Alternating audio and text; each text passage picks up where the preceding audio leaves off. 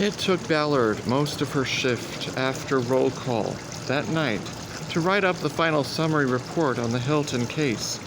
It had to be complete but carefully worded on 3 fronts.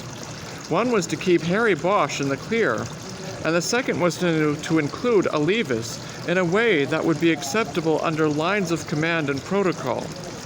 The third front was actually the most difficult. She had left her direct supervisor, Lieutenant McAdams, in the dark through the entire investigation. He's saying that in the report that she had been operating under the direction of Captain Olivas covered a lot of things, but did nothing to lessen the damage that her actions would do to her relationship with McAdams. She knew that she was going to have to sit down with him sooner rather than later and try to smooth things over. It would not be a pleasant conversation.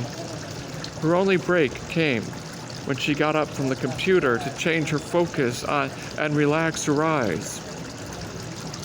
She took her cruiser and went over to the taco truck to pick up some food to go. Digoberto was once again working alone, but at the moment at least he was busy with a line of nightingales. 3 young women and 2 men, fresh out of a club that had just closed at 4 a.m. Ballard waited her turn and listened to their insipid chatter about the scene they had just left. Ballard hoped there would be some fresh shrimp left by the time she ordered, when one of the men noticed the badge peeking through her coat on her belt. Their talk dropped to whispers, and then by group consent they offered Ballard the front of the line, since she was obviously working and they weren't sure what to order. She took them up on the kind offer and got their shrimp tacos, answering routine questions from the group as she waited for Digoberto to put her order together. "Are you on a case or something?" one of the women asked. "Always," Ballard said. "I work graveyard, what they call the late show because there's always something going on in Hollywood." "Wow. Like, what is the case you're on right now?" It's about a young guy, about your age. He was in the wrong place at the wrong time. He got shot in an alley where they sell drugs. Shot dead? Yeah, dead. That's crazy. A lot of crazy stuff happens around here. You all should be careful. Bad things happen to good people. So stick together, get home safe. Yes, officer. It's Detective, actually. She brought the food back to the station in a takeout box, passing a shirtless and fully tattooed man cuffed to the lockdown bench in the back hallway. At her borrowed workspace, she continued writing her report while eating, careful not to drop crumbs into the keyboard and draw complaint from the desk's daytime owner. The foil wrapping had kept everything warm, and the shrimp ceviche tacos had not lost their flavor on the ride back.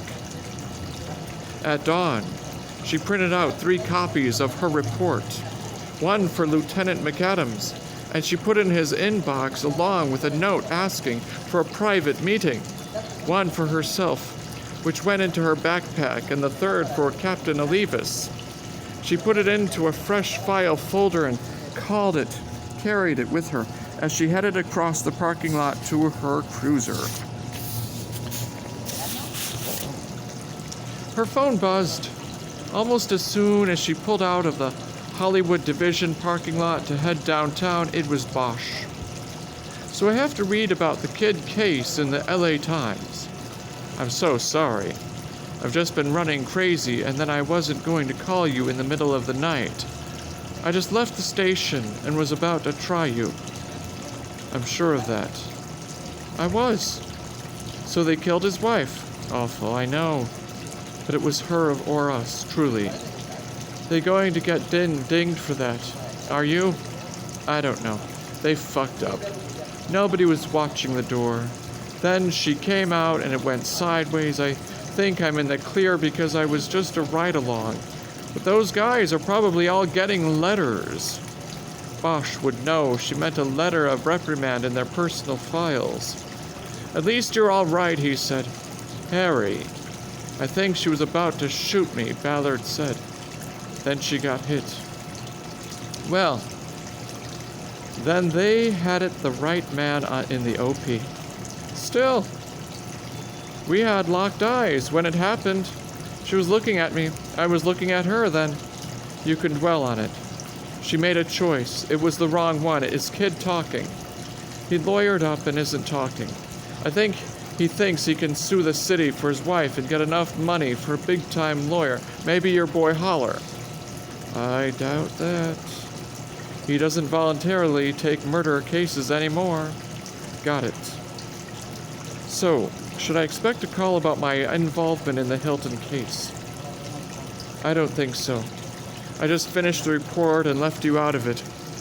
I said the widow found the murder book after her husband's death and contacted a friend to turn it in. Your name is nowhere in the report. You shouldn't have any problem at all. Good to know. Ballard drove down the ramp off Sunset onto the 101. The freeway was crowded and moving slow. I'm taking it down to Olivas right now, she said. I have a meeting at PAB anyway. Meeting on what? Bosch asked. That arson murder. I worked the other night. I'm back on it. They need a midnight detective to help work it, and that's me. Sounds like they're finally getting smart down there. We can only hope. That's Olivas, right? One of his cases? He's the captain, yes, but I'll be working with a couple of detectives and the LAFD arson guys. So what are you doing? Montgomery, I have something in play. We'll see how it, hey, I almost forgot. That guy down in Orange I told you about that was creeping the houses where female students lived, they bagged him. Fantastic, how?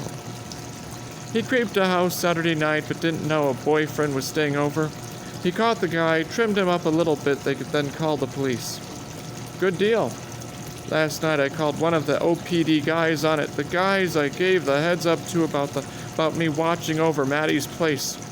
He said the guy had a camera with an infrared lens. He had photos of the girls sleeping in their beds. That's fucked up. That guy should go away and the key should get lost. He's on a path. You know what I mean? That's the issue. No matter how twisted this is, right now they have him for burglary on an occupied dwelling. That's it, until the DNA comes back on the other hot prowls.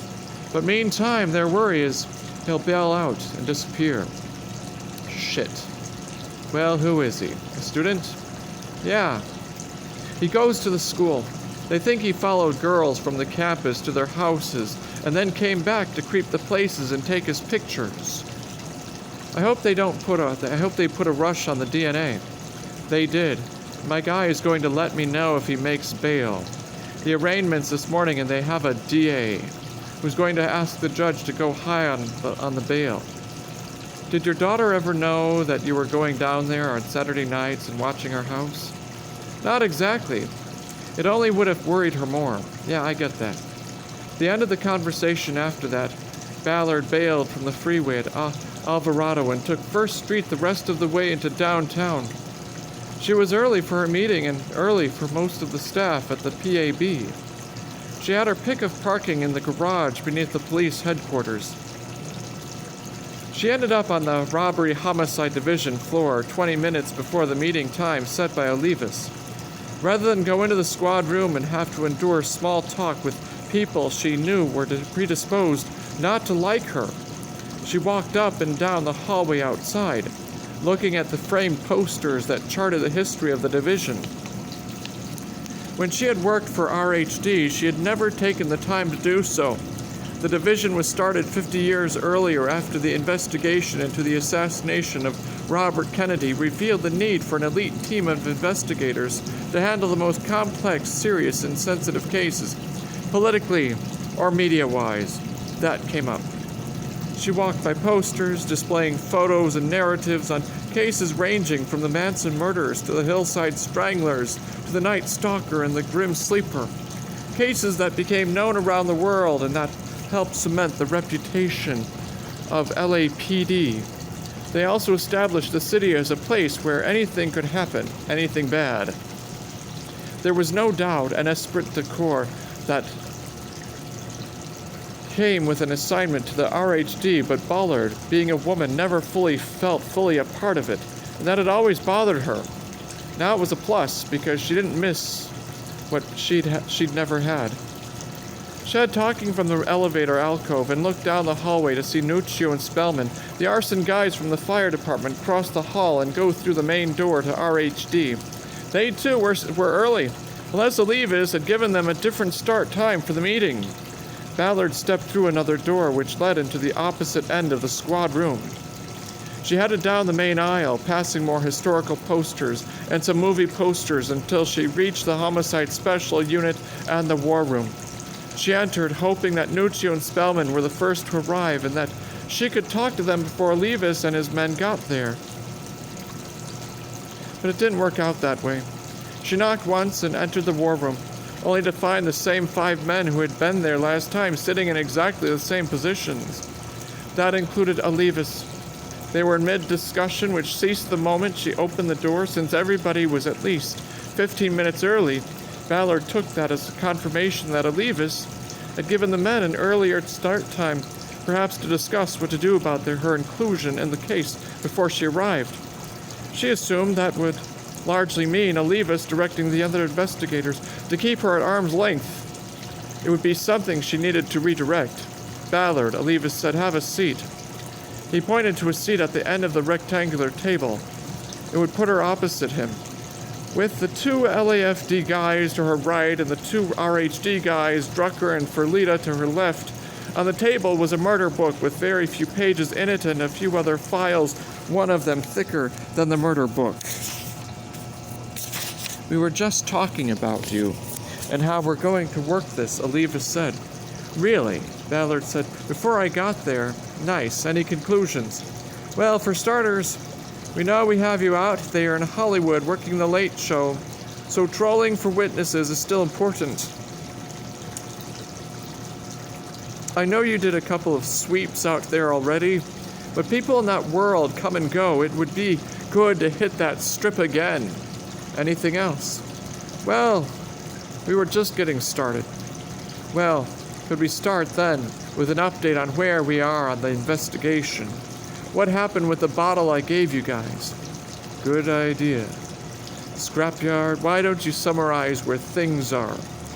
Drucker looked surprised that he had drawn the request from Olivas.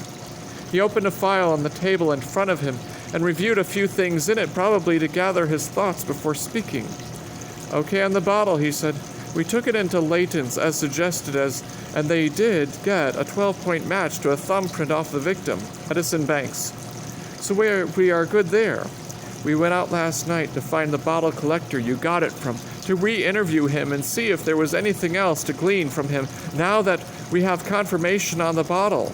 Unfortunately, we didn't find him and..." "What time were you out there?" Ballard asked. "About 8, Drucker said. "We looked around for an hour, couldn't find him. I don't think he gets back to this squat till later," Ballard said. "I'll find him tonight." "That would be great," Drucker said. There was an awkwardness to the conversation, an acknowledgement that the men were doing what they should have done from the start, bringing in the expert on the dark hours of Hollywood. Were there other prints on the bottle?" Ballard asked. Drucker flipped a page on the report in front of him. "Yes," he said. "We got a palm print. We matched it to the liquor license belonging to Marko Linkov, who operates the Mako store where we believe the bottle was originally sold. We spoke to him and watched the video you told us about, so we are up to speed there." "So it was the woman in the video," Ballard said. "We traced her plate. 1 for you, 2 for me. And it turns out that plate was stolen off a same make and model Mercedes earlier that day. Our working conclusion is that the woman bought the bottle and gave it to our victim. Whether that was part of the plan to kill him, we don't know. We have so far not been able to identify her." "What about the ATM? She got cash from there." "She used a counterfeit card with a legit number and a pin belonging to a 72-year-old man living in Las Vegas, Nevada." "Did the ATM have a camera? Did you get a clear shot of her?" "You watched the store video." Perlita said. She put her hand over the camera. She knew just where it was. No picture, Drucker added. Ballard did not respond. She sat back in her chair and considered all the new information. The complexity of the mystery woman's actions was very suspicious and raised more questions. I don't get it, she finally said. Get what? Olivas asked. I'm assuming this woman is the suspect, she said. Stolen plate, stolen ATM card, but for what reason? Why didn't she buy the bottle somewhere else where it would never be connected?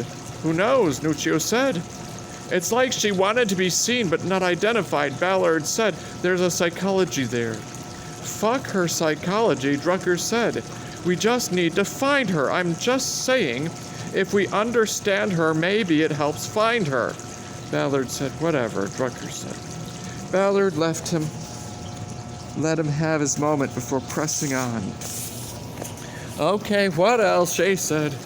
Isn't that enough? Perlita said.